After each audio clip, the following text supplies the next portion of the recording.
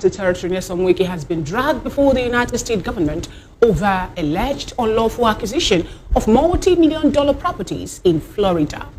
Activist sowere, in a petition dated September 22, 2025, asked the Florida Attorney General James Otmere to prosecute Mr. WIKE for alleged money laundering and to initiate for future proceedings against the assets. We have with us here in the studio to help make sense of this. We have Prince Francis Chilaka. He's a political affairs analyst. And we'll also be joined by Honorable Ejiofor Igua, who happens to be former member at Anambra State House of Assembly. He's a politician and also a public affairs analyst. And from Abuja, we'll be joined by Edwin Adai. He is an executive secretary, African Institute for Statecraft International, and also a politician too. And we'll also talk to Honorable Dr. Jude Emeka Omobowale Idumogo. He's in diaspora. He will join us. He happens to be the former member, Lagos State House of Assembly, and he represented Oshodi in Solo constituency too, here in Lagos State. Good morning, Prince Francis Chilaka. Yes, good morning. Good to have you join today's VOP this morning. Honorable Dr. Jude Emeka Omobowale, good morning, if you can hear me. All right, Honorable Edwin Adai, good morning. Good morning, Nigerians. Good morning, People's TV. Thank you for having me. Good morning. Honorable Ejiofor Igua, good morning. Good to have you join today's conversation. All right, Prince Francis, let me start off with you. What do you make of this particular petition by sowere to the U.S.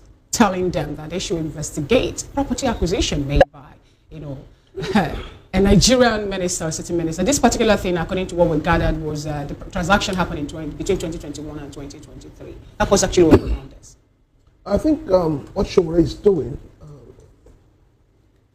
is more like pointing to the fact that he has lost faith in the Nigerian judiciary, because that's where he should start from. But it simply shows you that people feel that the Nigerian judiciary and those who are responsible for monitoring the assets of those who go into public life are not doing their jobs very well. Nigeria is the only country where you see people, maybe ask them to declare their assets when they want to get into power. Some people will even put what they intend to acquire, because nobody verifies. There are no checks and balances. There's no, we just seem to be running a country where anything goes. So, yes, it's a good thing. Let us know how he got the property. Let us know. I know that, yes, we need to also know how rich his in-laws are. Because for you to be able to do such a thing, the in-laws, if you are living in America, we know how the issue of giving out property is. So it means that the in-laws must have quite a number of properties that they have decided to give out some to the family members. I needed to ask this question because at what point is it that someone acquiring a new mansion or buying a new car now turned out to be unlawful? I don't understand that. No. We're not saying it's unlawful. What we're saying is that because Nigeria has become a country, found itself where leadership is all about corruption, trust deficit. The people don't trust those who are leading them. So every time you come out and say, oh, you have a new car, everybody's wondering, how did you get the money to buy it? Where is the money coming from? So it brings us back to the question, how much is the governor earning? How much are you earning today as a minister? And then the property we're here was bought in cash. And we know that in America, it's a credit society. So how did you gather that kind of cash? So it is a good thing for us to know. I watched an interview where WIKE was being asked the same question, and the impression he gave is that he doesn't know what his family and his wife is doing, which is totally wrong.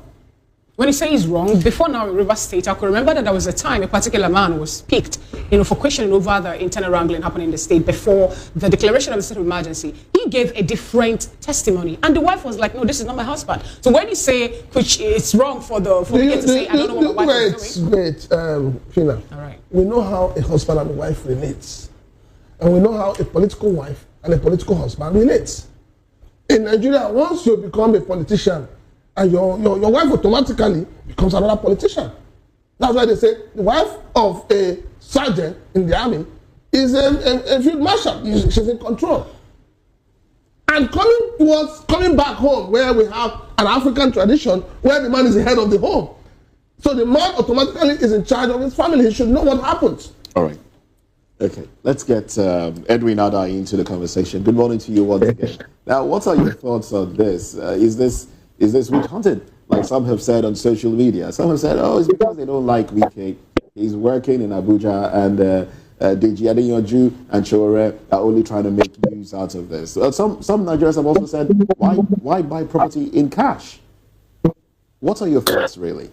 Well, good morning, Nigerians. Actually, I'm beaming live from Jos Plateau State, not Abuja this time around. Oh, thank you very much for making that correction. First of all, I would like to say that this is a welcome development. But I'd like to start by saying that he who comes to equity must come with clean hands. You cannot be parading yourself as a champion of democracy. You are parading yourself as a man of integrity. You are parading yourself as one of the transformational leaders we have in Nigeria today. You talk about how you are a man of integrity, you are a man of honor. You talk down on other politicians. You always use words like, it's very unfortunate we are having this crop of leaders in Nigeria manning critical position. Only to find out that, although the publication is not new, with all due respect, the rumor has been ongoing, and some of us were privy to some of this information. But of course, there is no time that is too late for us to probe into, the activities of our politicians who are in government. So I think it's a welcome development. We must begin to question our leaders to really understand and to exactly know how were they able to generate this kind of money. $5 million is not a small money anywhere. Even in America, it's not a small money. Convert that money to Nigerian naira is a whole lot of billions of naira. And therefore, if you are a public office holder and you are transacting, in fact, the process of the transaction alone is questionable. And therefore, I think that it's a welcome development. We look forward to see this kind of engagement where critical political office holders are taken to court to give a all right, taken to court. What they have been able to acquire, now, how they have been able to acquire it, and all of that. And interesting, you said taken to court. Does it feel out of place that Omoyele Sowere decides to start this court issue from America and not from Nigeria? Does that make you feel some kind of way? Does that point to the fact that he has lost trust in the Nigerian judiciary? Well, you see, whether you like it or not, let's face the reality. Fortunately and sadly, whether you like it or not, I'm a politician. We live in Nigeria. We understand what is going on in the court right now. Yes, we cannot blame the court holistically, but if we must say it the way it is, I can tell you that a very sizable number of Nigerians, we have lost confidence in the court or in the entire judiciary in Nigeria, which is unfortunate. We saw what happens to Samuel Ekpa in Finland, and we are seeing what is happening to Nnamdi Kanu. We have seen a lot of political cases and the way they treated it. We cannot continue to pride ourselves as champion of democracy, and we are not adhering to the principle of democracy. And one of the principles of democracy is upholding the rule of law. When the laws are not properly working the way it should, when actions don't have consequences, we should be able to try other places if we can get justice from other places. If we don't really trust the fact that the Nigerian court process can give us the kind of verdict that we are looking forward to seeing. Sincerely speaking, I don't see anything wrong with that. Okay, you don't see. It's quite unfortunate. It's quite unfortunate that a politician is asking us to outsource our judiciary, to foreigners, and that is what we have seen in recent times. Go back to Ibori, go back to PIRD and all of that. Okay, thank you very much, Edwin. I would like for you to stay with us. We'll come back to you. Now, let's go to Oka, where we still have where we have been joined by Honorable Ejiofor Egwuatu, who is a former member, Anambra State House of Assembly, politician and public affairs analyst. It's someone that has played around the government, Good morning to you, Honorable Ejiofor Egwuatu. I greet you especially. Beautiful. Good to see you once again. Now, you have played in government. You have been a member of the House of Assembly. Yeah. Now, WIKE says that house was acquired by my in-laws and given to my children, my family members. I want us to take that away. You have been a member of the House of Assembly. Do you think that a Nigerian governor, from the perks of office, his salaries, all that he gets, legitimately, should be able to acquire a $2 million mansion in any part of the world? Is there a possibility that with his legitimate earnings as a governor, that he should be able to acquire that kind of apartment? Well, I wouldn't want to start calculating the legitimate earnings of any Nigerian governor or any Nigerian public officer, but there are facts that are sacred that we need to observe. First of all, there are procedures for declaration of assets, stating whatever you have, where you had it, how you had it. Everything follows a particular process. And then if you are declaring your assets, where you are expected to list everything that you have at every point. So the question we should be asking is, even if this is a gift, this is something that is coming from a very wealthy in-laws, relatively wealthy in-laws, and all the rest of them, they were given to this family, and then you are expected to say this is how it is through a legal process in Nigeria here. So he hasn't told us that he acquired those things from being a governor. So we shouldn't go to that governor's side. No, exactly the point, Honorable. When I asked you a question, excuse me, sir. Excuse me, Honorable. Excuse me, Honorable. Honorable. Yes. I asked you a question. Yes. You asked yourself, I answered yourself. You didn't answer the question. Now we understand all of that, the processes, assets declaration. That is not the question I asked. Maybe you don't want to answer the question. The question I asked, no, what I do you think that a governor, by his legitimate earnings, perks of office, should be able, we're not talking about WIKE now in particular, should be able to acquire a mansion worth $2 million in any part of the world? We are out of WIKE now as a governor. You know government, you have been a member. When you make approvals, appropriation, do you think that what a governor receives should be able to get him a $2 million mansion? It depends on when. Okay. It depends on when. Because the rate at dollar is now, it might be too difficult, but whatever. There was a time dollar was almost something close to Naira. So it depends on when. Okay, so that's not really the actual thing about this matter that I really want to talk about. No, I just asked, and you have offered an explanation. You have given an answer. Yes. Now go ahead, sir. Land on your thoughts. Now, well, what baffles me about this is the other side of it, that is the non-reliance on Nigerian judicial system, Nigerian investigative agencies, and all the rest of them. This is a big problem that we need to tackle as quickly as possible. People at the very low level, not just people who want to question government or question governance or government officials, people at the very low level are losing confidence in the Nigerian investigative agencies, the police, the DSS. They feel that these agencies are being manipulated, and people are resorting to all manner of things, all manner of ways to resolve issues. And this is a very big disadvantage to our democracy. These investigative agencies ought to be as independent as they ought to be, so that the people can have confidence to bring their matters there. It is causing a lot of problems, and it's not just about WIKE and the sowere matter.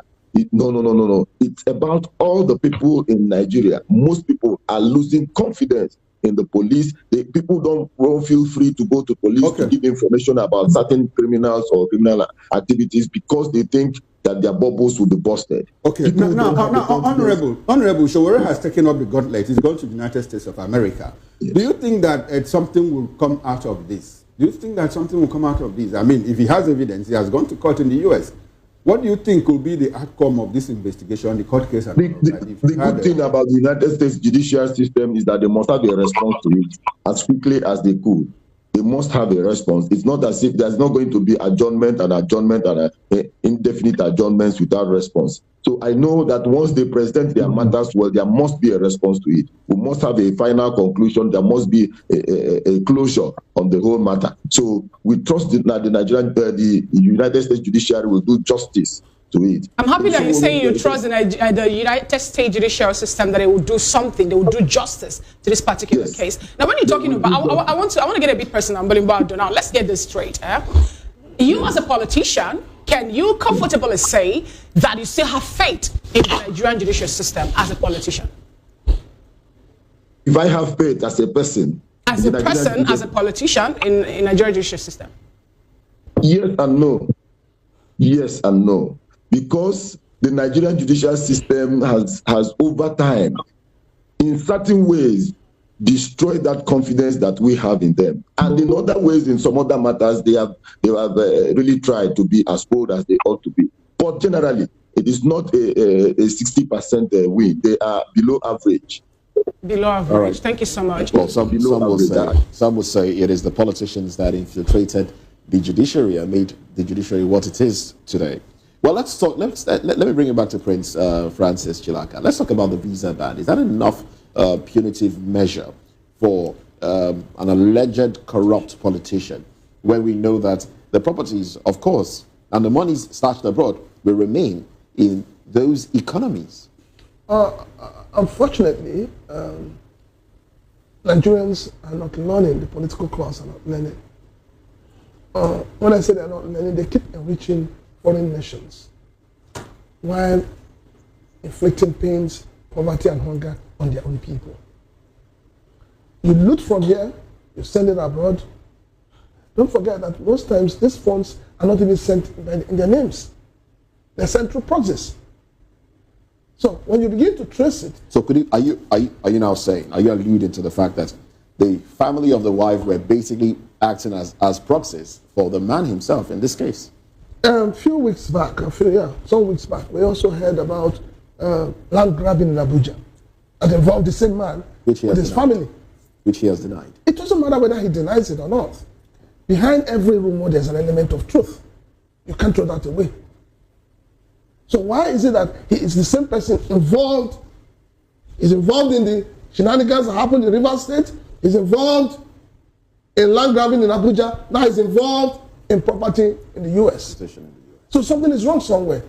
But coming back to your question, visa ban, how many of them want to even go to America? That's a question. How many of them want to go to America? When you have St. Lucia that has been opened up, you have Brazil that has been opened up, you have Colombia. So how many of them want to go to America? Okay. Yes, American government will always come out to say, we will do this, which it's in their own place to do it. It's because it is within their own laws to say, you cannot take from your people. But the question is, do they also help to investigate and find out where these funds are kept? Right. That's a question. All right. Well, we've been joined by Honorable Dr. Jude Emeka Omobowale Idumogo. He was a former member, Lagos State House of Assembly, represented Oshodi Solo constituency. And Honorable, I can still call you Honorable, even though you've left us with our problems here in Nigeria. You've gone abroad. Well, thanks for joining the conversation this morning, Honorable Idumogo. Now, you have been in the abroad. You've been in the system there. What is the process? Quickly, if you can, take us through the process of property acquisition, especially when it's done in cash. Shouldn't there be, certain agencies that will, raise eyebrow when such is done? And when those eyebrows are raised and people are fingered, what is done to ensure that those funds are not corrupt funds? And if they are not allowed to remain in those economies? I joined you late, so please, you can pardon me. Let me follow up what is going on before I can comment. I'm sorry. Oh, well, the conversation is winding down already, as it is. But we're talking about Minister of the FCT, WIKE, and the acquisition of properties in America, properties in the name of his 3 children, which he said were acquired by his in-laws and given to his own children. And of course, he's been taken to courts. He's been taken to a U.S. court there by Omoyele Sowere, and he's asked to account for such. That's the conversation. Okay. Well, the basic difference between here and there in Nigeria is that here there's no respect of person. The law takes its course here. The law takes its course. If you are indicted, in fact, the truth is that you irrespective of who you are, you go to jail. How easy is it to acquire properties, especially to the tune of over $500 million in cash? You must have passed it through some agents.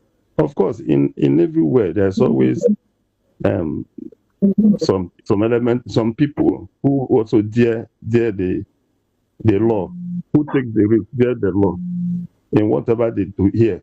But the issue is, of course, that's why I say the present government, Donald Trump government, is going after a lot of criminal people, people that have criminal tendencies, or those that they know that have actually committed crime that they suspect. So, but the bottom line is, the police are working, other agencies, FBI are working in this place. So the tendency is that when you are, of course, there's crime everywhere, but the difference here is that when you are caught, of course, going through cash is difficult, but people will always there wants to make some profit in everything. When you compare with that, the cash, the money involved also is big. You cannot go through the normal banking system because they ask questions. They want to route it through another way. And like you say, we're all human beings. There are people that want to dare the system. But the difference here is that when you are caught, you pay for it. That's just it. Now, in situations whereby individuals are found wanting, are found to be guilty, do you think a visa ban is enough punitive measure? Can you hear me? Yeah. All right, you seem to have some sort of distraction there. All right, then. Well, I think you're just waking up because that's what it feels like talking about Honorable Jude Idumogu. Well, let's get back to Adai, Edwin Adai in Jos. Now, that's where he's talking to us from. Edwin Adai. Now, how do you see this play out? Is this an exercise in futility embarked upon by Omoyele Sowore, whom some have also said that he's somebody's lapdog? Some have said some individuals, some people abroad are paying him to do the things that he is doing. How do you see this play out? Well, I think first and foremost, like one of the guests, I just want to align to his thought, because number one, this is an indictment to the anti-graft agency in Nigeria. It is an indictment on all the agencies saddled with the responsibility of doing their due diligence in ensuring that corrupt politicians are exposed.